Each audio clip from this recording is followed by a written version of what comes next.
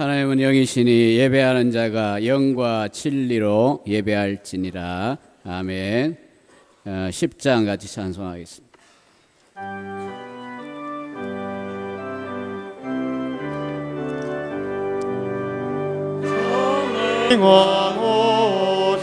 오셔서 주 이름 찬송케 하옵소서.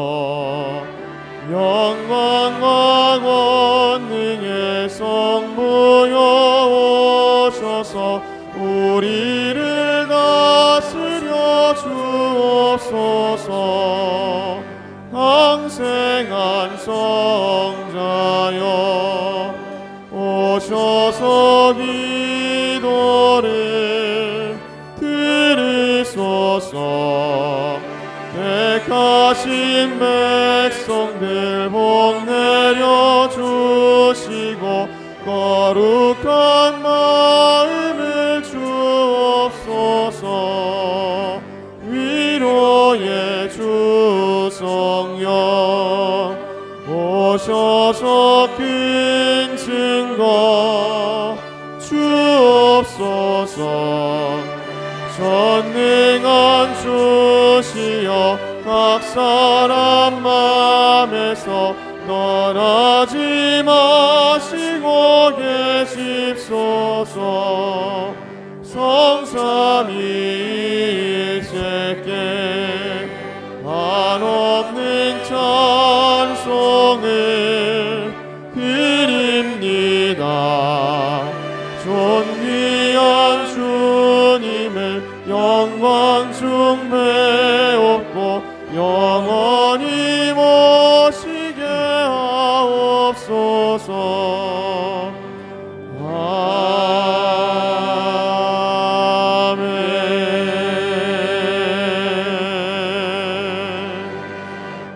전능하사 천지를 만드신 하나님 아버지를 내가 믿사오며 그 외아들 우리 주 예수 그리스도를 믿사오니 이는 성령으로 잉태하사 동정녀 마리아에게 나시고 본디오 빌라도에게 고난을 받사 십자가에 못 박히오시고 장사한 지 사흘 만에 죽은 자 가운데서 다시 살아나시며 하늘에 오르사 전능하신 하나님 우편에 앉아 계시다가 저리로서 산자와 죽은 자를 심판하러 오시리라. 성령을 믿사오며 거룩한 공회와 서로 교통하는 것과 죄를 사하여 주시는 것과 몸이 다시 사는 것과 영원히 사는 것을 믿사옵나이다. 아멘.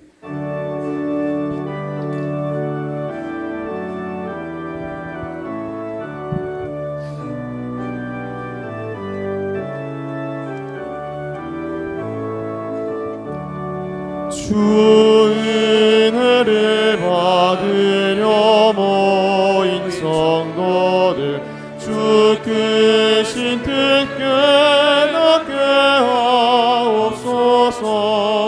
내 고통의 멍에를 다 벗게 되니 날 구속하신 이름 찬양하리. 주리를 곁에서 인도하시니 그 거룩한 나라가 이루어지네. 저 마귀와 싸워서 늘 승리하니 그 영광 주께 돌려 찬양하리. 주리의 방패와 장검 되시니 나 승리의 주님을 따릅니다. 그 환난을 당할 때 늘 도우시니 승전가 높이 불러 찬양하리.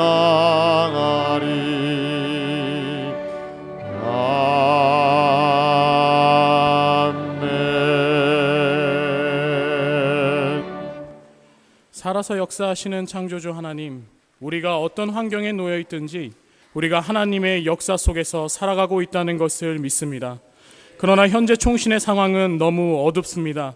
장로교회사 수업과 교회 정치 수업을 통해 장로회 주의의 요체는 노예와 총회라고 배웠습니다. 신약신학과 조직신학을 통해 그리스도 안에서 우리가 한 몸이라는 이야기를 수없이 들어왔습니다. 그런데 지금 총신의 모습은 이 배움과 동떨어져 있습니다. 1학년 때 배운 성경 해석학으로 성경을 아무리 살펴보아도, 기독교 윤리에 비춰보아도 지금 총신의 모습은 이상하기 짝이 없습니다. 총신 안에서 배운 바 내용에 합당한 그 어떤 모습도 지금 이곳에서 찾기 어려워 보입니다. 그래서 오늘 저는 절망하고 있습니다.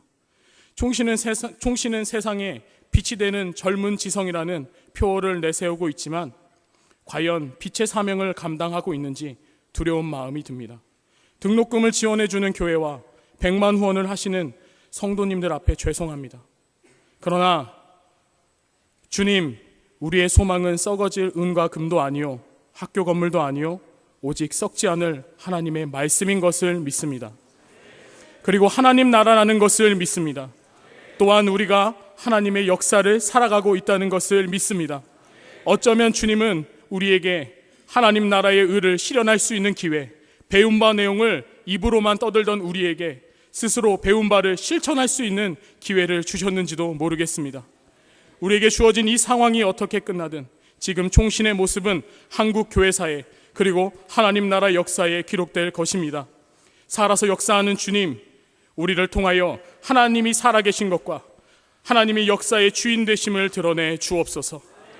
자신의 몸을 찢어 그 살을 나누사 나누어진 우리를 한 몸 되게 하신 주 예수 그리스도의 이름으로 기도합니다. 아멘.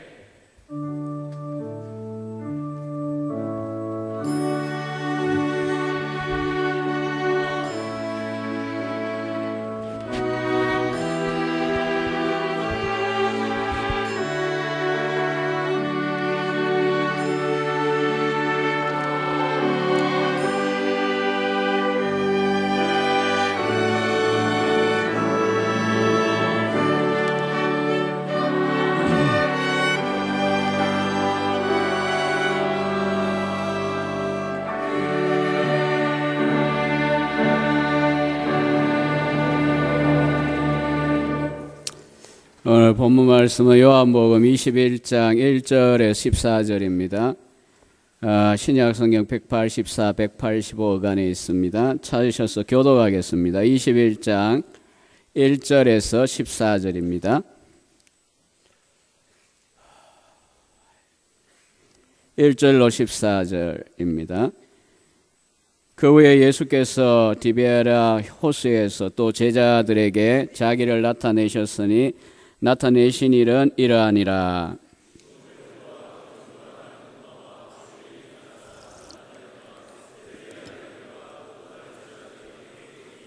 시몬 베드로가 나는 물고기 잡으러 가노라 하니 그들이 우리도 함께 가겠다 하고 나가서 배에 올랐으나 그날 밤에 아무것도 잡지 못하였더니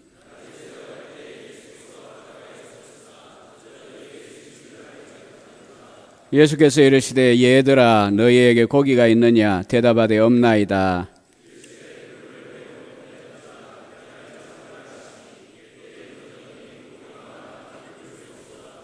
예수께서 사랑하시는 그 제자가 베드로에게 이르되 주님이시라 하니 시몬 베드로가 벗고 있다가 주님이라 하는 말을 듣고 겉옷을 두른 후에 바다로 뛰어내리더라.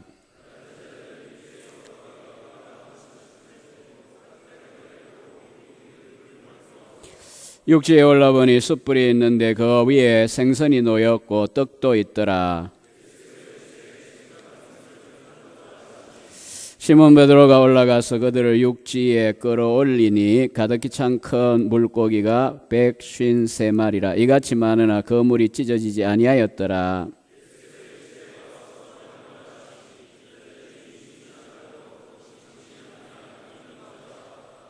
예수께서 가셔서 떡을 가져다가 그들에게 주시고 생선도 그와 같이 하시니라. 이것은 예수께서 죽은 자 가운데서 살아나신 후에 세 번째로 제자들에게 나타나신 것이라. 아멘.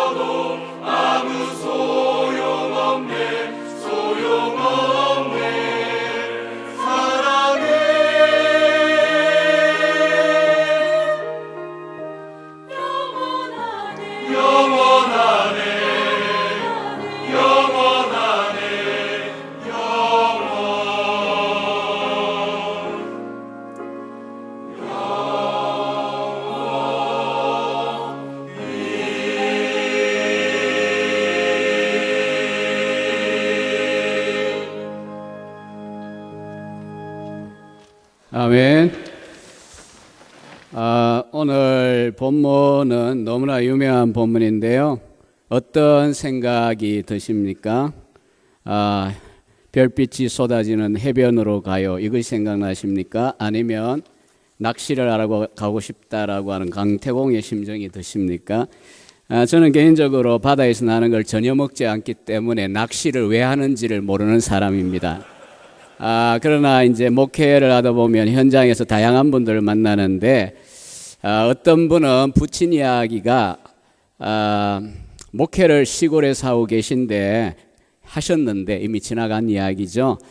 낚시 시간이 저도 시골 목회 첫 번째 달인 목회 시골 한 6년 있어 봐서 하는데 시간이 남아요. 그래서 저는 공부를 했지만 이분은 낚시를 다니셨어요. 근데 어느 날 이제 어둑할 때 이제 교회당을 이제 왔는데 사택이 주로 옆에 있죠. 교회당이 불이 다 켜져 있고 장로님이 나와 계셨어요. 그래서 장로님 웬일이십니까 했더니 아니 목사님 오늘 수요일인데 수요일도 모르십니까? 그래서 너무너무 화가 나서 장로님 가서 낚시나 더 하고 오세요. 그랬다는 이야기입니다. 조금 웃기는 이야기인데 안 웃기나 봐요.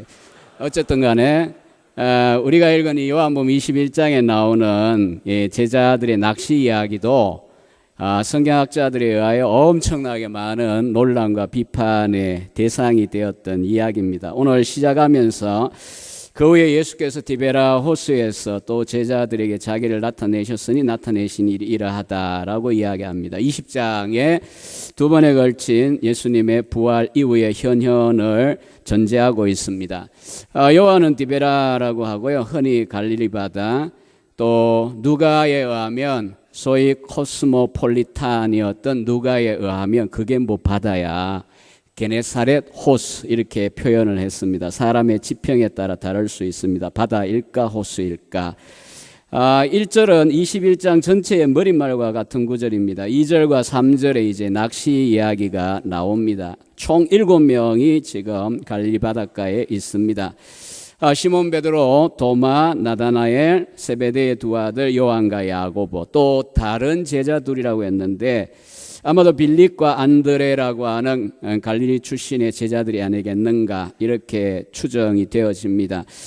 이들을 소위 갈릴리 7인방이라고 이렇게 이름을 붙여볼 수가 있습니다. 이들은 지금 갈릴리 바닷가에 있습니다. 자신들이 태어나고 고기잡이로 생업을 삼았던 고향 바닷가에 있습니다.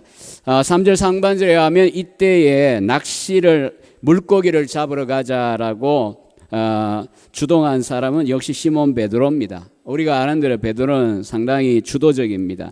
때로는 좋은 일에서도 그렇지만 때로는 실수하는 데 있어서도 주도적인 인물이었습니다. 문제는 앞에 제기한 대로 요즘이야 빠르게 달리는 사람들 같으면 어쩌면 고속도로라면 예루살렘에서 갈릴리까지 1시간이면 달릴지도 모릅니다. 110km가 조금 넘으니까요. 그러나 당시에 걸어서 3일 길입니다. 왜 예루살렘에서 예수님을 만났었는데 또 갈릴리 바다에 가 있는가? 이것이 상당히 의문스럽다라고 하는 그런 학자들의 비평들이 굉장히 많습니다. 대표적으로 요한복음의 유명한 전문가이고 가톨릭 학자이긴 합니다만은 노마계 학자이긴 합니다만은 레이먼드 브라운 같은 경우에도 비판적으로 이야기를 합니다. 그러나 우리가 사복음서를 주의 있게 읽어보면 제자들이 갈릴리에 가 있다는 자체는 전혀 책망의 대상이 아닙니다. 왜냐하면 마태복음 28장 7절과 마가복음 16장 7절에 보면 예수님이 천사들을 통하여 고지하시기를 갈릴리에서 보자라고 이미 말씀을 하셨기 때문입니다. 그래서 이들이 갈릴리 바닷가에 지금 가 있는 것, 주님을 만나기 위하여 가 있는 것 자체는 우리가 나무랄 이유가 전혀 없다라고 하는 배경 설명을 먼저 드립니다. 근데 문제는 오긴 왔는데 언제 어디서라고 하는 구체적인 시간과 장소에 대한 약속이 없었습니다. 부활하신 주님이야 어디 있어든지 정말 나타나시고 또 사라지시고 문제가 없는데 제자들에게 문제가 있죠. 그래서 언제 만날지 어디서 만날지도 모르고 바닷가에 있다 보니까 아마 바다를 쳐다보니까 오랫동안 잔뼈가 굵은 갈릴리 바다에 들어가서 고기를 낚으면서 시간을 좀 보내보고 싶은 마음이 들었나 봅니다. 그래서 이 베드로가 시작을 했고 다른 제자들이 동의해서 3절 하반절 나가서 배에 올랐다라고 이야기합니다. 여기도 찬반이 있습니다. 학자들의 혹은 배경사적인 지식에 있어서 갈릴리 바다에 왜 밤에 주로 고기를 낚아야 하는가, 맑은 호수이기 때문이다라고 하는 입장도 있고요. 또 혹은 밤새 낚아서 아침 일찍 들어와 팔 수 있기 위해서이다라고 하는 해석도 있습니다. 그건 어쨌든 좌우지간 실제는 밤에 주로 낚시를 합니다. 횃불을 들고 낚시를 합니다. 문제는 그날 밤에 아무것도 잡지 못했다라고 하는 사실입니다. 뭐 아무것도 잡지 못한 거 우리가 익숙하니까 그런가 보다 싶은데, 문제는 익숙함을 열고 말씀의 창이 열려야 그 메시지가 뭔가를 우리가 파악할 수가 있겠죠. 설교할 때 제일 곤혹스러운 본문들 중에 하나가 아마 교인들이 너무너무 익숙해서 웬만하면 교인들도 설교시키면 설교할 만큼의 그런 유명한 본문들일 겁니다. 여러분이 밤새 수고하고 낚지 못한 사건을 보면서 어떤 기억이 떠오르십니까? 한 번이 아니라는 겁니다. 누가복음 5장 1절 이하에 보면 처음 제자들을 부르시는 장면에서도요, 이 사건이 일어났어요. 밤새 수고했지만 피레미, 송사리 아무것도 낚지 못했습니다. 참고로 앞서 말했듯이 저는 생선을 못 먹기 때문에 피레미와 송사리의 차이 모릅니다. 같은 건지 다른 건지 그냥 수사학적으로 쓴 표현입니다. 피레미 하나, 멸치 하나 낚지를 못했습니다. 근데 놀라운 것은 뭔가 하면 두 경우에 다 예수님이 제자들을 찾아왔다는 겁니다. 오늘 4절에 보면요, 날이 새어갈 때에 예수께서 바닷가에 서 계셨어요. 이 거리가 뒤에 보면요, 한 90간인가요? 그렇게 이야기했는데 하여튼 간에 90간이 아니고요, 약 환산하면 90m 정도 되는 거리였습니다. 예수님이 서 계시지만 알지 못하는 이른 아침, 아마 5시 반 무렵이 아닐까, 그렇게 현장에 가본 분들이 이야기하는 걸 제가 읽어보았습니다. 그렇다면 저녁을 먹고 이렇게 심심해서 이제 낚시를 시작했고 이제 날이 밝아오는 이 시점까지 아무것도 낚지 못했다면 최소한 9시간, 10시간가량을 밤새 7명이 갈릴리 바다를 샅샅이 그물을 던지면서 훑고 다녔던 거고요. 그렇게 수고했는데도 불구하고 아무것도 낚지 못했습니다. 뭐 다들 어디 소풍 간 것처럼 하나도 낚지 못했습니다. 고기를. 아직 어두운 시점이거나 아니면 이제 날이 뽀얗게 터오는 그런 시점인지 정확하게 알 수는 없지만 좌우지간 예수님이 서 계셨으나 알아보지 못하는 상황을 맞이하게 됩니다. 저는 그런 본문에 근거한 상상력이 필요하다는 생각을 설교자로서 오랫동안 해왔습니다. 본문에서 이탈하면 상당히 문제가 생깁니다만 본문에 근거해서 볼 때 예수님이 갈릴리로 가라고 했고요. 그리고 이 하필이면 밤도 아니고 중간도 아니고 밤새 누가복음 5장과 같이 밤이 맞도록 수고하였지만 아무것도 낚지 못하였습니다라고 하는 이 상황 똑같이 겪도록 하셨고, 그리고 그 마지막 시점에 자기를 드러내셨습니다. 부활의 주는 언제나 어디서나 계시지만 저는 생각할 때 무대 세팅을 지금 주님께서 의도적으로 하신 것으로 밖에는 보이지 않습니다. 아마 밤새 제자들이 고생하고 있는 모습을 부활의 주님은 보셨을 겁니다. 그러다가 이제 제자들의 눈에는 밤새 수고해서 돌아와서 뭔가를 팔아야 되는 그 시점까지 아무것도 낚지 못한 실패자로서 주님을 맞이하게 됩니다. 5절에 보면요, 예수님이 말씀하신 이 말씀 가운데 우리가 특별히 1학년들은 올해 1학기 때에 뭐 상당히 어려운 과정을 처음으로 거쳐왔습니다. 헬라어 히브리어 주예를 한꺼번에 한 예는 제가 알기로는 제가 입학한 1990년부터 단 한 번도 없었습니다. 여러분이 처음입니다. 그래서 헬라어와 히브리어에 능통할 거라고 저는 착각을 자꾸 합니다. 1학년을 수업할 때마다. 여기 보면 얘들아 너희에게 고기가 있느냐 이렇게 예수님이 무태 서셔서 90m 거리에 떨어져 있는 제자들에게 묻습니다. 여기에 얘들아 파이디아입니다. 예수님은 제자들에 대하여 13장 33절에 보면 테크니아 소자드라라는 표현을 쓰신 적이 있지만 이 파이디아는 헬라어 사전을 찾아보면요, 이렇게 되어 있어요. 신생아에서 청소년까지의 연령의 나이의 아이들, 청소년들에게 파이디아, 파이디온 이렇게 부릅니다. 만약 성인에게 쓴다라고 한다면 아무나 쓸 수는 없어요. 이거는 제자에 대하여 아주 친밀한 용어로 쓴 겁니다. 그래서 저는 좀 짓궂을지 모르지만 우리 농담 비슷한 용어가 있죠. 아그들아, 잘 있느냐, 뭐 바쁠때기, 뭐 이런 옛날 기억이 납니다.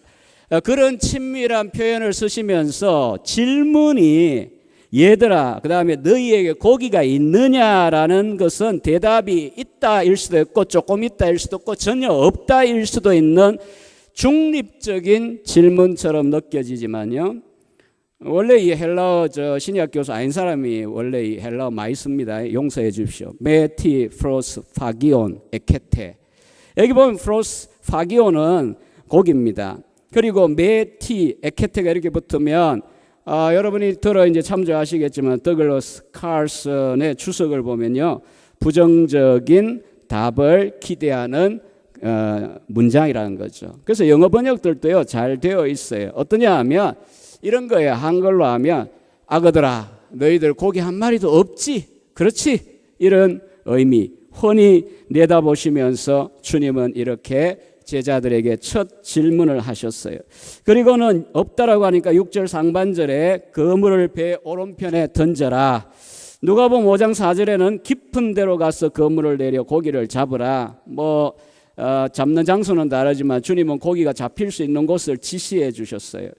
그리고 누가복음 5장에서도 말씀에 의지하여 그물을 내렸을 때에 물고기를 많이 낚게 되지만 오늘 본문 가운데에서도 어떻습니까? 물고기가 많아 그물을 들 수 없더라 이렇게 말씀합니다. 이때에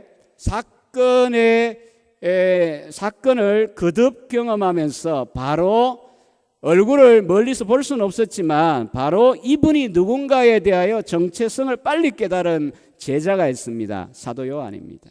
사랑하시는 자라고 했지만 사도 요한이 주님이시다 이렇게 외마디 소리를 지릅니다. 놀라서.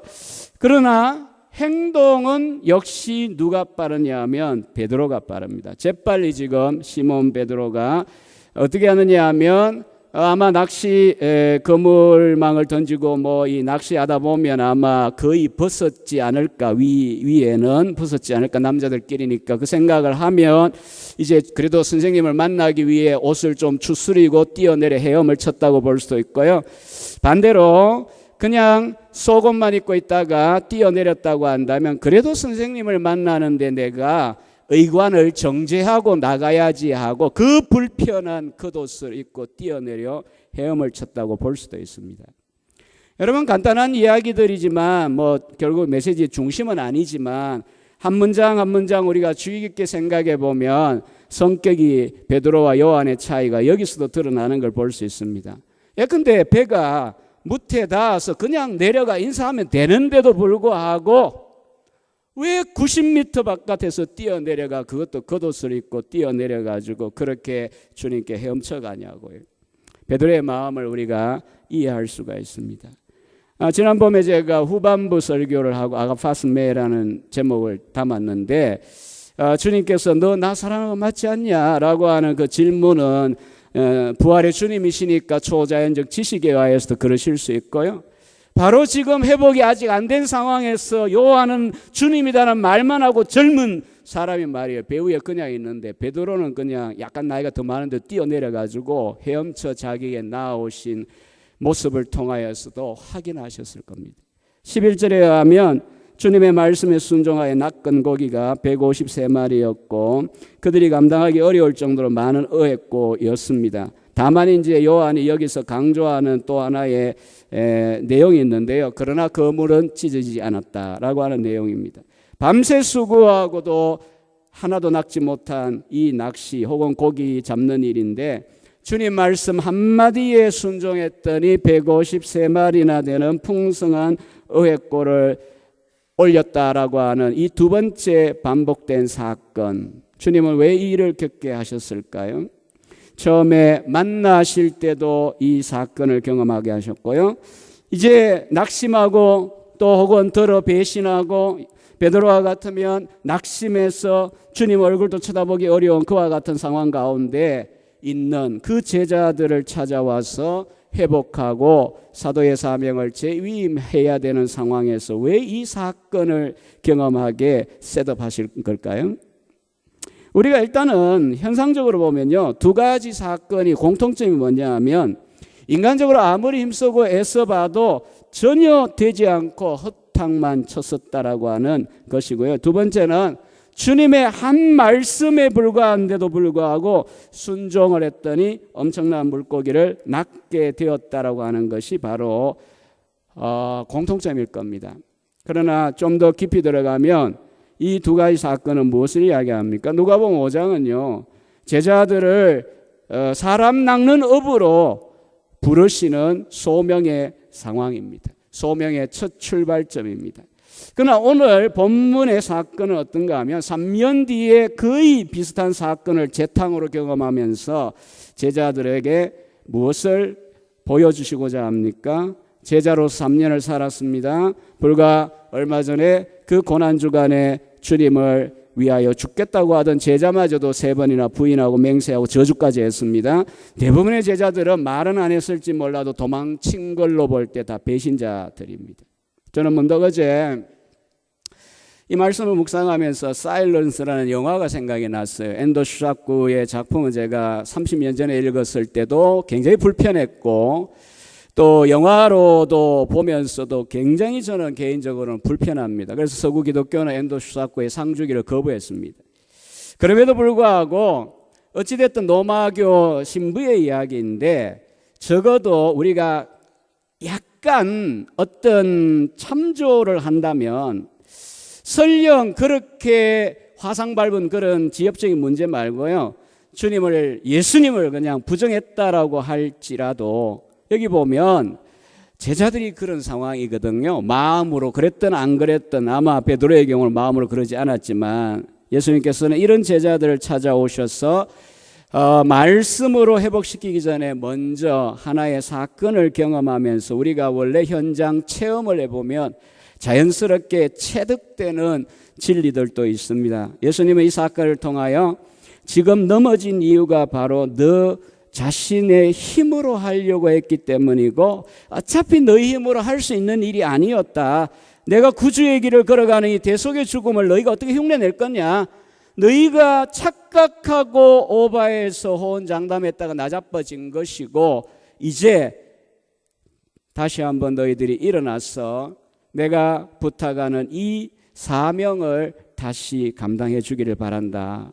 특별히 성령으로 충만함을 받을 때에 이 사역을 감당할 수 있을 것이다 라고 하는 점을 이 사건을 통하여 주님은 경험하게 하셨어요. 그래서 저는 요한복음 15장 5절의 말씀이 여기에서 다시 한번 사건 체험을 통하여 강조되는 걸 봅니다. 나는 포도나무여 너희는 가지라. 그가 내 안에 내가 그 안에 거하면 사람이 열매를 많이 맺나니. 그 다음 구절이죠. 나를 떠나서는 너희가 아무것도 할 수 없습니다. Apart from me, you can do nothing. 아무것도 할 수 없어요. 송사리 피냄이 멸치 한 마리도 잡을 수 없어요. 눈에 보이는 낚시 이야기의 문제가 아니죠. 사람 낚는 어부의 그 표현에서 우리가 사도의 사명을 주님은 비유적으로 말씀하셨듯이 여기서도 마찬가지입니다. 너희들이 뭘 할 수 없는 그 일을 내 말과 성령에 의지할 때 이제 앞으로는 153마리라고 하는 그 엄청난 의회꼴을 올리듯이 너희들의 사역에 큰 결실이 있을 것이다. 그냥 기복신앙으로 제가 해석한 거 아니에요. 요한복음 14장 12절 내가 진실로 진실로 너희에게 이르노니 나를 믿는 자는 내가 하는 일을 그도 할 것이요 또한 그보다 큰 일도 하리니 이는 내가 아버지께 감이라. 여러분 이 낚시와 관련하여 또 한 가지 지난 2000년 동안 우리 성경학자들께서 굉장히 분주하게 움직였던 주제가 또 하나 있어요. 153마리가 뭘 의미하느냐. 참고로 모나미 볼펜에 있는 153은 사장님이 1963년 실제로 이 말씀의 근거에 새겨 넣은 겁니다. 그렇다면 여기에 배곱 3마리에 대한 많은 논쟁들이 있지만 그게 중요한 건 아니고요. 일단은 의획고와 영혼을 낚는 이 문제가 우리가 유비적으로 말해질 수 있다면 153마리라고 하는 그 엄청난 의획고를 올려서 거물이 감당하기도 어려울 지경인데 거물이 찢어지지 않았다라고 하는 이것에 대하여 F.F. 브루스나 칼슨 같으면 이렇게 이해합니다. 가스펠 네트, 복음의 네트는 찢어지지 않는다. 회심자의 수가 얼마가 되었든지 간에. 그래서 우리가 사도행전 가운데 보면요, 베드로가 당장 2장부터 시작해서 복음을 능력 있게 전하고 용감하게 전하고 겁없이 전하고, 그리고 실제적인 영혼의 의획고를 생각해 보십시오. 한 번에 5,000명, 3,000명 그냥 그렇게 주께로 돌아오는 역사. 저는 생각할 때에 그냥 무슨 전도 집회하면서 숫자만 모으겠다는 의지에서 하는 거라면 저는 결코 별로 좋아하지 않습니다. 과연 주님이 그런 식으로 하는 걸 기뻐하실까?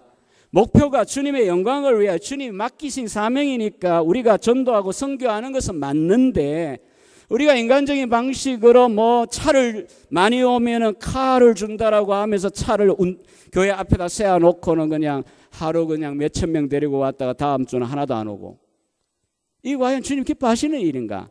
저는 단임 목회를 오래 했지만 전혀 거기에 대해 동의한 적이 없습니다.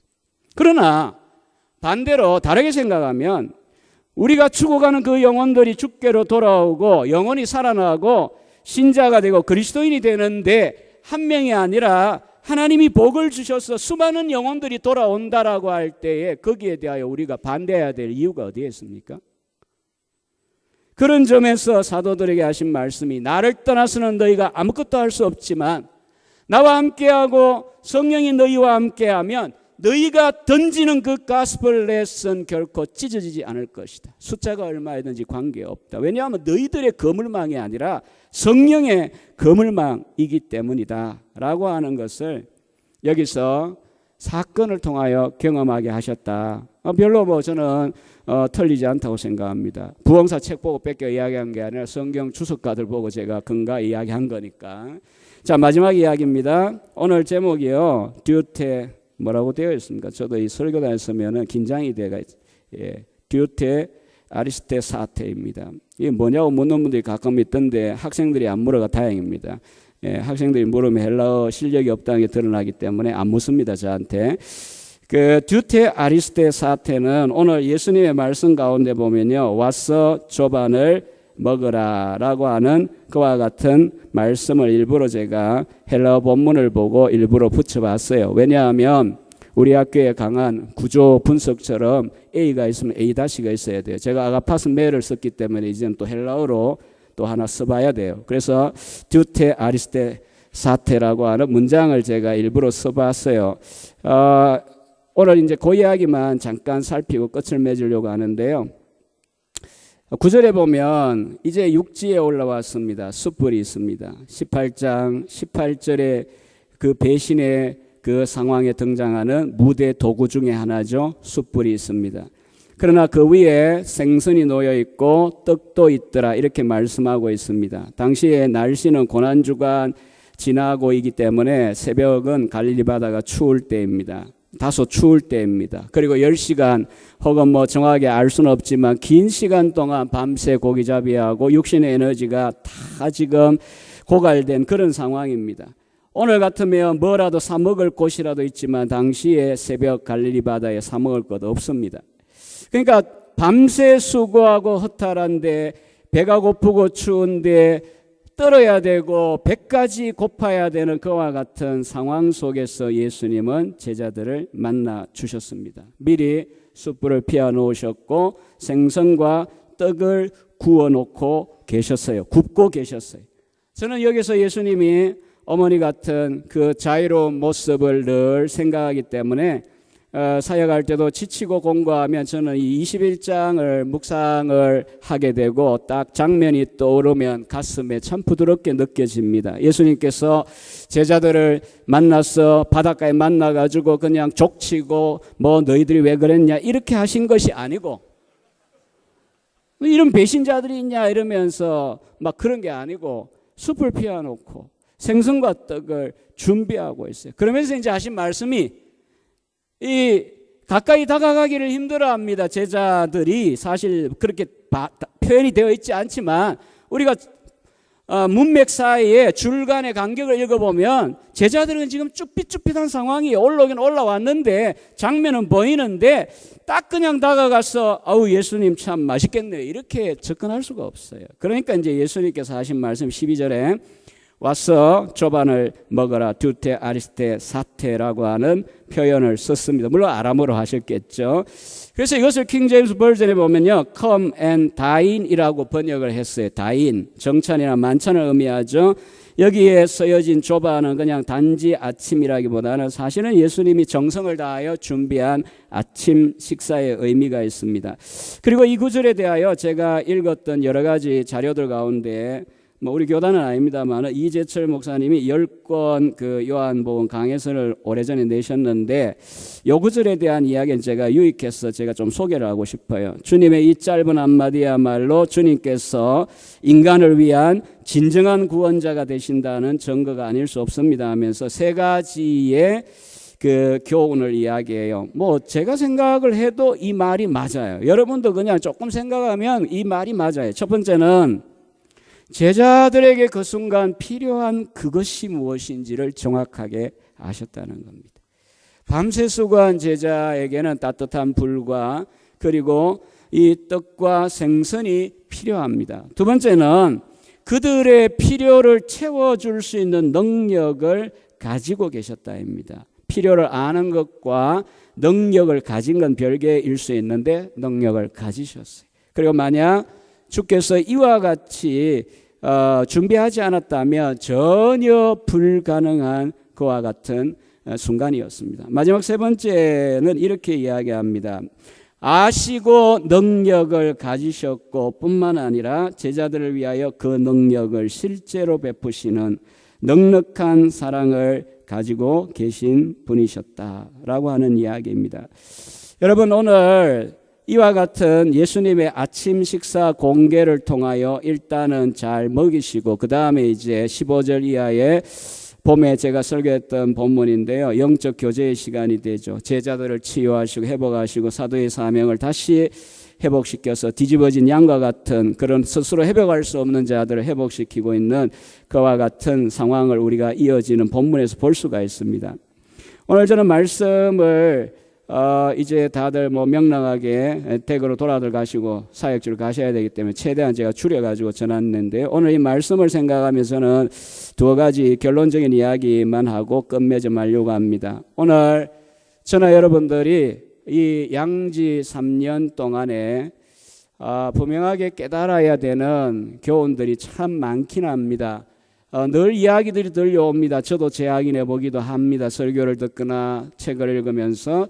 그러나 잘 안 듣는 분들도 있습니다. 그리고 나중에 이제 결국은 제자들과 같이 밤새 수고하고 그렇게 고생은 했으나 조그만큼의 소득도 없을 뿐 아니라 쫓겨나거나 욕을 바가지로 먹는 그와 같은 사역의 현장을 경험하실 수도 있어요. 제가 악담하는 건 아니에요. 흔히 그런 일들이 일어나요.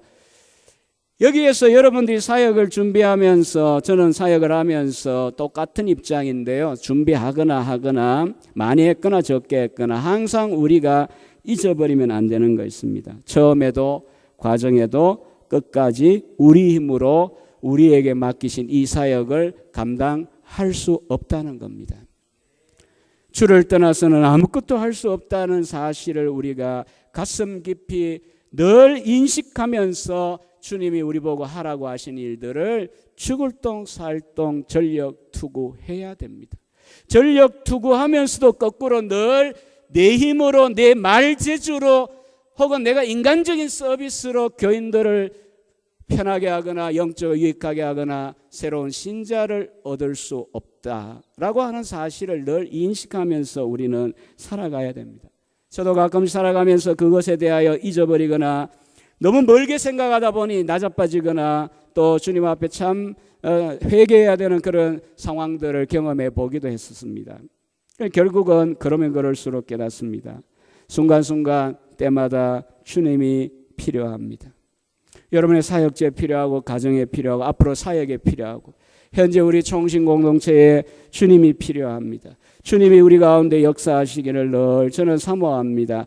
저의 인생 가운데도 여러분의 인생 가운데도 그리하여 오늘 이제 두 번째로 보여주는 교훈이 무엇입니까? 복음의 네트 그물망은 찢어지지 않습니다. 저는 여러분들을 향하여 기대합니다. 정말 여러분들을 하나님께서 귀하게 쓰셔서 진정한 회심자들을 정말 헤아릴 수 없을 만큼 고기를 낚는 것과 같이 그렇게 얻으시는 영혼의 추수꾼들이 되시기를 바랍니다. 그리고 마지막 세 번째는 오늘 예수님이 자비롭게 자애롭게 어머니같이 놀다가 그냥 온통 그냥 몸만 더럽히고 그렇게 더러운 옷을 입고 뛰어드는 아이들을 위하여 밥을 준비하고 있다가 씻기고 밥 먹이는 어머니와 같이 이 제자들을 먹이시는 이 주님의 자애로우심을 혹은 헤세드의 모습을 우리가 평생 마음 가운데 간직하시면서 살아갈 수 있기를 바랍니다. 그리고 역으로 알면 알수록 우리가 그렇게 대하실 수 있기를 바랍니다. 여러분 애중들을 향하여 진리에 의한 사랑을 실천하며 사시기를 바랍니다. 기도하겠습니다. 하나님 아버지 감사합니다. 오늘 또 귀한 말씀 통하여 우리 주님을 바라보게 하시고 사역의 가장 기본적인 잊어서는 안 될 원리를 깨우쳐 주셔서 감사하며 또 우리가 우리의 미래에 대해 절망할 것이 아니라 복음의 네트는 결코 끊어지지 않는다는 사실을 기억하면서 사역을 준비하고 또 사역지에서 봉사할 수 있는 우리 모든 원어들이 되게 하여 주시옵소서. 예수님의 이름으로 기도하옵나이다. 아멘.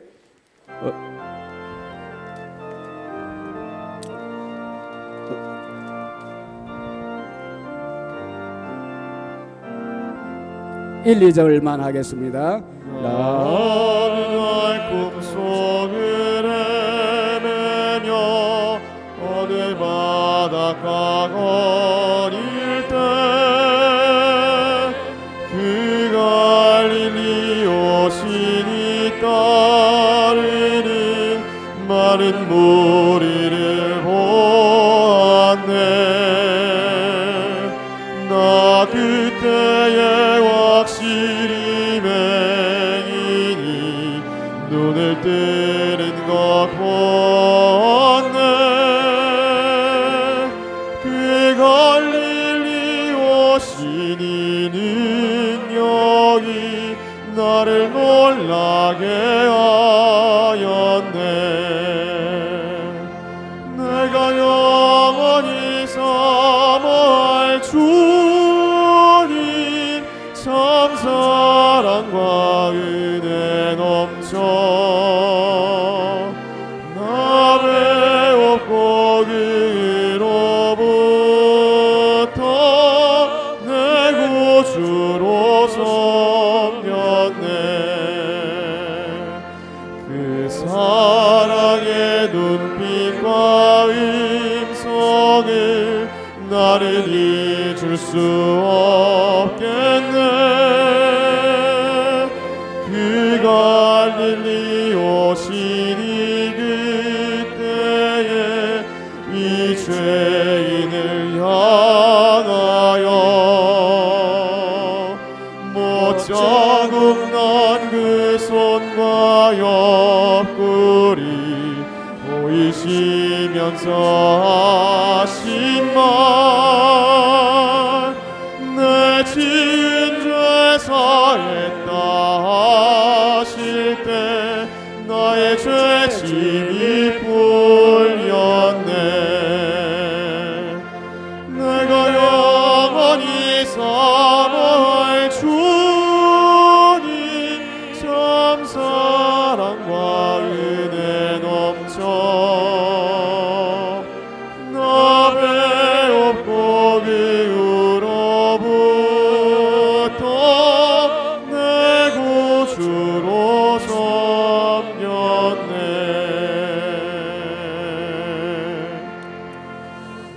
지금은 우리 주 예수 그리스도의 은혜와 하나님의 사랑과 성령의 교통하심이 어떠한 상황에서도 삼위 하나님의 전지전능하심을 믿고 우리에게 맡겨진 사역을 잘 준비하고 감당하기를 소망하는 우리 모든 원우들과 총신 공동체 위에 지금으로부터 영원히 함께 있을지어다.